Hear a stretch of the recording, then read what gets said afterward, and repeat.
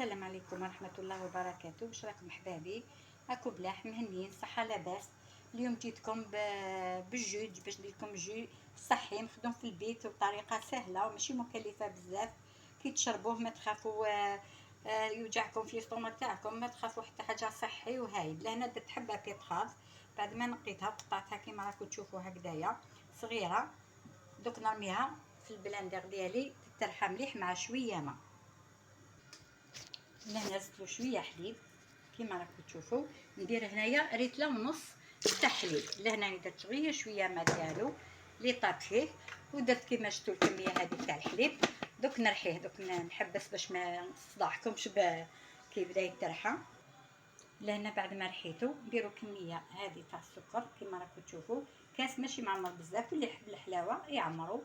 نزيد نرحيه شويه، نزيد زوج ياغورت ناتور ووحده نواره فخاس، نعاود نرميهم كامل هنا ونزيد نرحيهم.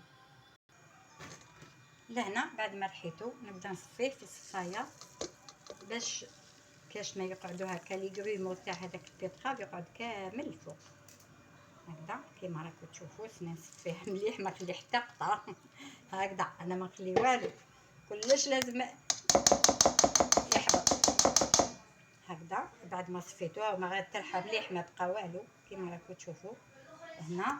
دوكا نزيد له الكميه اللي بقات تاع الحليب.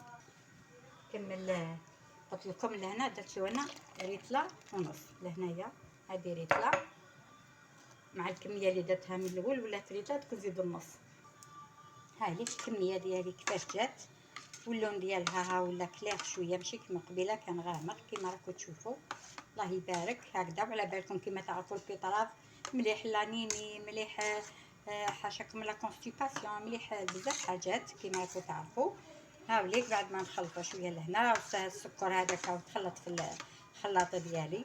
دوكا لهنا نخلطوا باش داك الحليب يتخلط مليح مع العصير ديالي هكذا كيما راكم تشوفوا. عصير صحي مليح مام حتى في رمضان باش تشريو هذوك العصير لي يجيو هذوك من الزنقه كامل كل مره كيفاش الكو تاعهم يجي هكذا. بنادم ما نديرش غير ندخلوا على القارص نبدلوا شويه، وعصير صحي وبارد الله يبارك والله ما يتشبع، ما الدراري الصغار يحبوه كيما تشوفوا هكذايا. وان شاء الله يا ربي اللهم تقبل رمضان ديالنا بالصلاه، وماشي غير رمضان ماشي غير ماكله يا بنات.